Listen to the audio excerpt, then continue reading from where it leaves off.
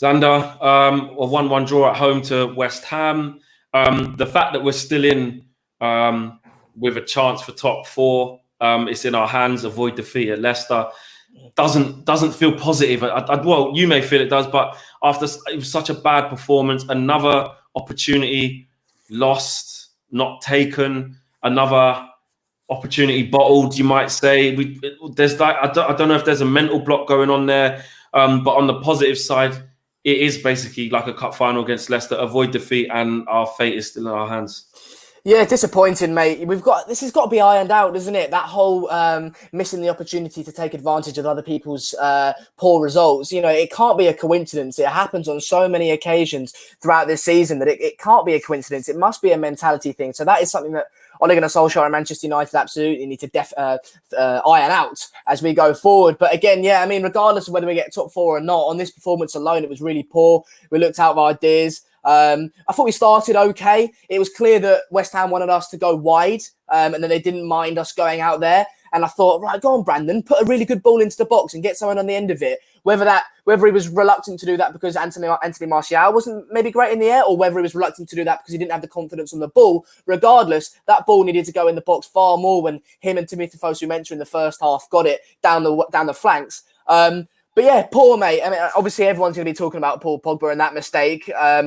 So Ricky said it I think it was Saeed actually that said it in the chat. It happens, mate. That doesn't happen. He's absolutely shat himself there. There's no reason for it. I saw someone reply to me on Twitter saying he could have got concussion. I just replied back with a couple of lines full of laughing faces, mate. It's absolutely ridiculous. You head the ball. When has that ever been a thing? Someone getting a concussion from heading the ball? It's never happened, right? It's ridiculous. And if it is going in like a bullet, like some people are calling it, duck away from it. Ridiculous. Should have headed it. Well, on that, I know a lot. I mean, Mark was defending it, saying that it's your natural reaction to do that, and I wasn't having that personally. I know a lot of people didn't agree a lot of people, even United fans, were saying it's a stonewall penalty. I think there's a few who were saying that it wasn't, but that was awful. And then obviously he didn't have a good game himself. Went from kind of bad to worse. And Bruno really poor today. I think that's the worst I've seen him play for us.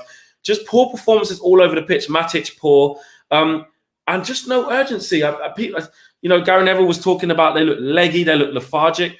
Have they gassed out? I don't know. I don't see how you can really, because we've only been back 6, 7, 8 games. These are top, professional athletes that should be able to play that many games. But of course, we don't know what the effects really were on players individually and as a unit after lockdown. We don't know the effect of that. So yeah, maybe he's been playing the same team quite a bit. They've had a rest, I guess, against Chelsea a little bit and then against Norwich. But yeah, you shouldn't be gassing out, mate. That's ridiculous. But again, as I said, coronavirus, the effects of that on people, we don't know. But yeah, I mean, Gary Neville said it on the commentary in the first half. We were playing at walking pace. The amount of times I said to the speaker to the TV, I kept saying, "Go on, do something with it, because you kept wanting to. Someone got on the ball and it was the same old. It felt like LVG days. You felt like you're going to go back and play it sideways or backwards. What are you doing? Go and beat your man. Play through the lines. I kept saying to Matic, play that carrot ball in between the lines. You know what I mean? He didn't do it enough. It was always to the side. Mason, the risk taking was there. Is it the pressure that because we've seen, even with the goal that we scored for Mason, which was a brilliant goal, we've seen that when we do break the lines, when we do play 1-2 touch stuff and get it into the striker's feet, we are devastating, which is why we even got back into the game in the first place. And then you score that goal very early in the second half, which you couldn't ask for anything better. You're thinking, right, bang, perfect. Let's go. Let's press. We just allowed West Ham to reorganize, restructure, compose themselves, and then finish the strongest, to be honest. Strange, mate. It seemed like a mentality thing, didn't it?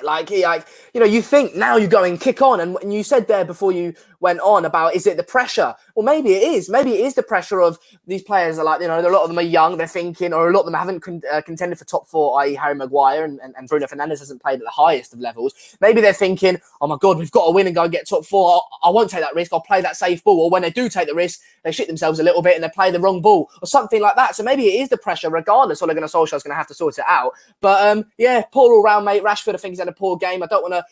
Patrice Evra said it after the game. There's going to be a lot of criticism on Paul Pogba, but you don't hear anything about Marcus Rashford. Now, of course, he's a young player. He's younger than Paul Pogba. But regardless, his experience, and he should be turning up. Play Paul. He should be turning up. And well, what did you make of Solskjaer's changes or lack of changes, or maybe just the shift tactically, which we didn't really see? Did he change it too late, bringing on Ighalo that late? Was it too late for Marcus Rashford to come off? Should have been brought off earlier. Would you have changed that midfield when it wasn't working? Saeed was like, I know I love Bruno to pieces, but he was playing poorly. He would have taken him and Pogba off and maybe tried something else, a Mata in there or something. It went through my mind, maybe push Paul slightly further forward and put him in maybe where Bruno was playing, because Bruno was really poor, and then maybe bring Scott in, like Scott to sit slightly more. That came through my mind.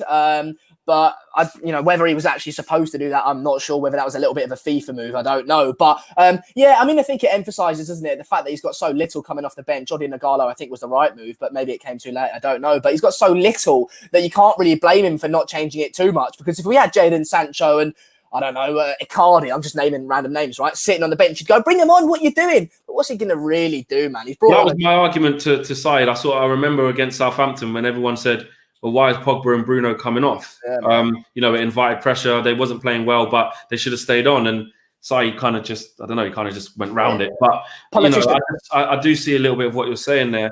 Look, we shouldn't be in this position, but we are. But the Leicester game it's always was going to be huge, I felt. And with us dropping points at home as well, Southampton and West Ham respectively, you wouldn't have expected that. We went and probably won the more difficult games. How do you feel about that? With how they're looking in confidence, with how they're looking in intensity, with how they're looking in what they're doing right now, the boys? How confident are you of us avoiding defeat? Because that's what it is. I mean, yes, let's talk about can we go and win the game, but how confident are you on winning the game or avoiding defeat and getting top four? This Manchester United side's track record of taking advantage of situations that we need to is so poor that anything other than a worried response to that question would be deluded. But fans innately are deluded, aren't we? So I want to back the team, and I hope and think that we probably will win. But this team, going off the back of this team this season, you'd have to go that we'd absolutely bottle it unless to go and win, right? And as much as that hurts me, that is true. Patrice Evra said it before the game. I don't want to have to be sitting there watching that Leicester game and losing 5 kilograms out of stress. And that is just it's going to be every single Manchester United fan, isn't it? I'm dreading it already. Mate, that 90 minutes is going to be horrible. But what you've got to just try and do from Ole Gunnar Solskjaer, as I said, he's not got many options. He can't go and change it drastically from this. He's got to put the same team out. Start Wan-Bissaka. Don't be faffing about with Fosu Mensah, and say to the team, listen, you've got yourself into this position for your hard work and determination this season. No one thought we were going to get top 4 in December. We're in the position to now go and get it. Go and win the game. Don't worry about drawing it. Go and win the game. And that's all you've got to do. Then it's up to the players. You can talk about, what does Saeed come out with? A freestyle football. He's waffling, mate. Just go, we've got the players to go and beat him. It's up to the players now to take responsibility of the situation and go and win that football match. But yeah, stressful, mate. We'll have to see. It's going to be one hell of a 90 minutes. It's kind of like we're United fans and we should be like, yeah, this is what we want. We want. It's not a big game, but it is in the context of our season. Yeah. We don't want to be doing this, but we should be like, right, we'll go there. We just don't get beat. We got this, but I'm just not looking forward to it. Well, it's going off the track record, isn't it? You've got to look. You can evidence doesn't suggest. Yeah, you can predict the future very well by looking at what's happened in the past, right? And so the evidence, as we say, doesn't suggest that we're going to go and do anything. But this might be the occasion that we go, turn the corner, go and beat Leicester, and get that top 4, because that'll be brilliant. And also, then, sorry, I know we're going on a little bit longer, but also it's interesting. The Europa League. I was speaking to my mate before.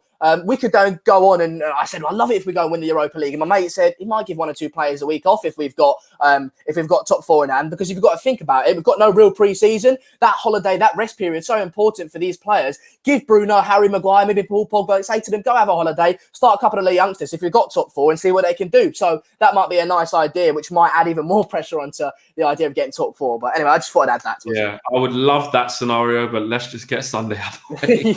Yeah. Listen, bro, I will see you on Sunday. Yeah, man. I'll speak to you soon. All right, man. Nice one. Bye-bye.